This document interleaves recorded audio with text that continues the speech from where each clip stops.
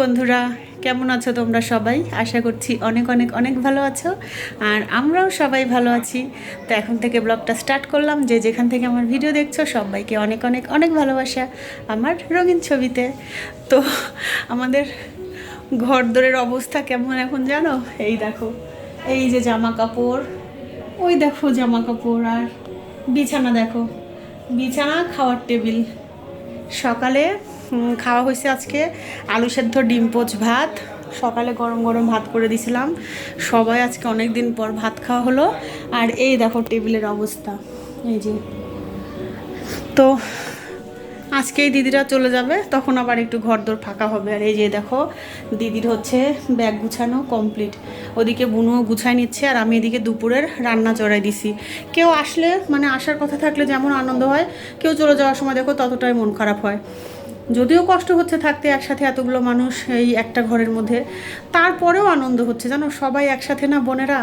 তবে কি বলবো, বোনেরা একসাথে হলে পারে তো সেটার আনন্দই আলাদা। তোমরা অবশ্যই যারা যাদের বোন আছে তারা অবশ্যই জানো, বোন দিদি এরা, মানে আমরা যখন একসাথে হই কত রকম গল্প, কত আনন্দ, ভীষণই ভালো লাগে। আর আমি যেহেতু একদমই একা, আমার তো আরোই ভালো লাগে। তো যাই হোক, দিদিরা চলে যাবে, দিদি সব কাটে বাসে দিচ্ছে। এই যে বুনুরও লাগেজ গোছানো কমপ্লিট। আর এইদিকে এই বিছানার এখন এই যে অবস্থা। আর এই যে আমার বুলবুলি,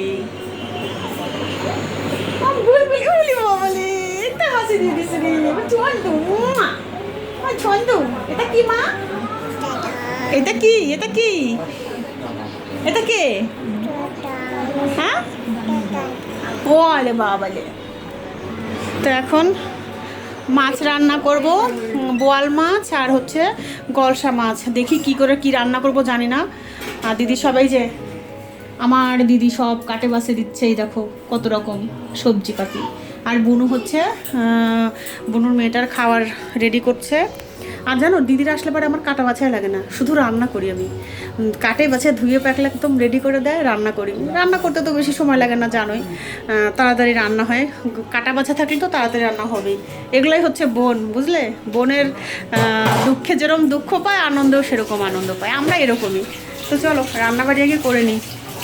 কিন্তু বাবা,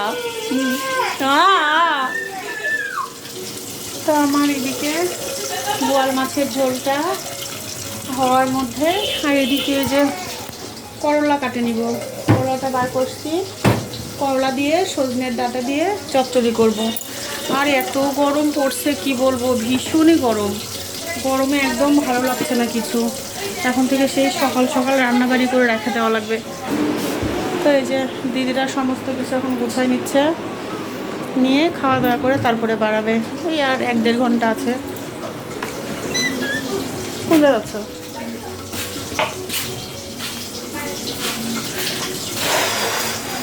মানুষজন কেউ আসলে পারে মনে হয় সারাদিন শুধু গল্পই করি। আরে গল্প করলে খাওয়াবো কখন, রান্না করব কখন, গল্পে গল্পে সময় কখন চলে যায় বুঝতেই পারি না।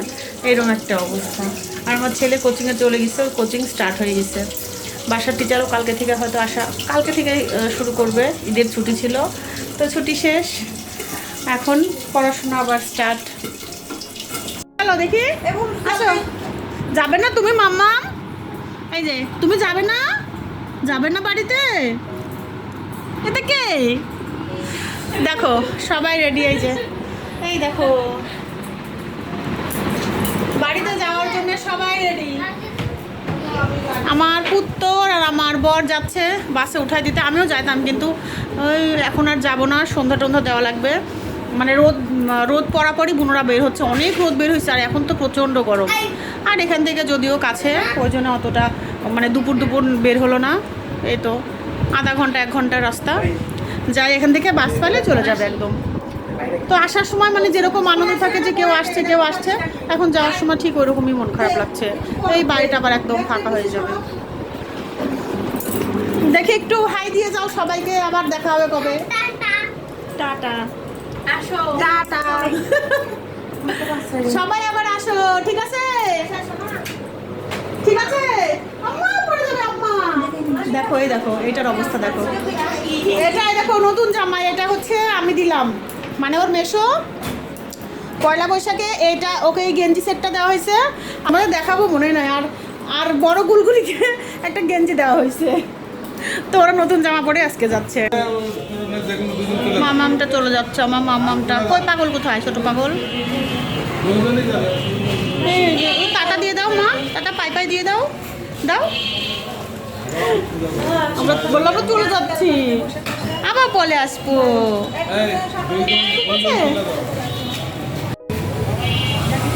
ভালোভাবে উঠো, এদিক দিয়ে উঠো, রাস্তা ইয়ে দেখে উঠো, গাড়ি দেখে। আর ব্যাগটা সামনে নিয়ে নাও বাবা, তাছাড়া বসতে পারবে না।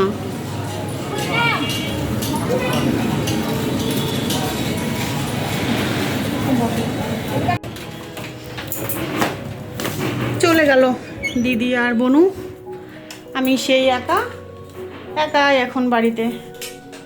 আর আমার ছেলে গেল, ছেলের বাবা গেল ওদের বাসে উঠাই দিতে। দিদি আর বনু বাড়িতে গেলে ওদের তাও বাড়িতে অনেক মানুষ আছে। বনুর যেরকম জয়েন্ট ফ্যামিলি, শ্বশুরবাড়ি, আবার দিদির বাড়িতে আমার কাকাতো বোন টোন সবাই আছে। ওই জন্য ওদের গেলে 2-1 দিন হয়তো খারাপ লাগবে, হ্যাঁ এমনিতে তো খারাপ লাগেই, কিন্তু আমি দেখো দিদিরা চলে গেলে একদমই সেই ফাঁকা ফাঁকাই বাড়িতে। এখন আমি একাই, ছেলে আর আমার বর, এই তো।